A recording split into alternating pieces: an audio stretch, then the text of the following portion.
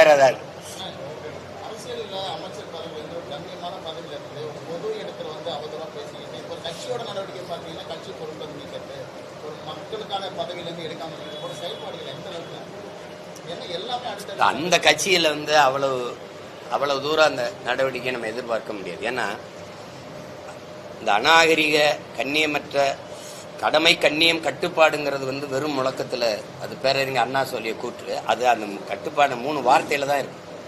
சுத்தமாக உங்ககிட்ட இருக்காது.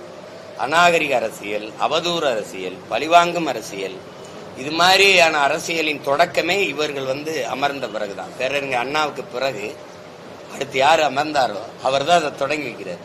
நன்னில நடராஜன், தீப்பொறி ஆறுமுகம், ஐயா மதிப்புக்குரிய ஐயா வெற்றி கொண்டான், இது மாதிரி ஆட்கள் எல்லாம் பொது வழியிலே பேசியதற்கு உங்க பகுதியில் வேணா அனுப்புறேன். அம்மையார் ஜெயலலிதாவை எவ்வளவு இழிவா பெண்களை பேசியது, மேடையில் பேசியது. இப்போ சிவாஜி கிருஷ்ணமூர்த்தி, சைதை சாதிக்கு போன்ற ஐயாக்கள் அன்னைங்கெல்லாம் பேசுறதை நீங்க கேட்குறீங்கன்னு தான் நினைக்கிறேன்.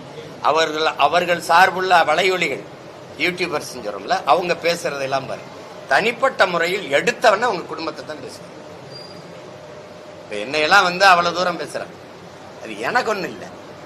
என் தாயை பேசுறது உன் தாயை பேசுறதா நன்றின்னு நான் பெருமையா போகிறேன். என்ன இப்படி பெத்த தாயை இவ்வளவு காலமா பேசுறான்னு நினைச்சிட்டு, அது யாருன்னு பேர்லாம் நான் சொல்ல வேண்டியதில்லை. நீங்க கவனிப்பீங்க, நீங்க உங்களுக்கு தெரியாது இருக்க சொல்றேன். அதை வந்து அவங்க அனுமதிப்பாங்க. ஒரு இளைய தலைமுறை பிள்ளைகளை கூட்டி வச்சு பேச்சு பயிற்சி, அடுத்த தலைமுறைக்கு அரசியல் பயிற்சி கொடுத்த பயிற்சியாளர்கள் எல்லாம் பேரை சொல்லி பாருங்க, எப்படிப்பட்ட தலைமுறையை தயாரிக்கிறாங்கன்னு தெரிஞ்சிருக்காங்க.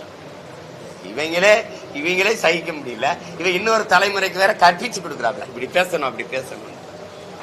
அதுல ஒவ்வொருத்தரும் அவங்க பேசுறத பொது மேடையெல்லாம் அது கட்சி உள்ளரங்குல பேசும்போது அவங்க ரசிப்பாங்க. அதுல நீங்க எதை சொல்றீங்க, யாரை குறித்து கேட்குறீங்க, அதான் அந்த கட்சியின் தலைமை தான் அது செய்யணும்.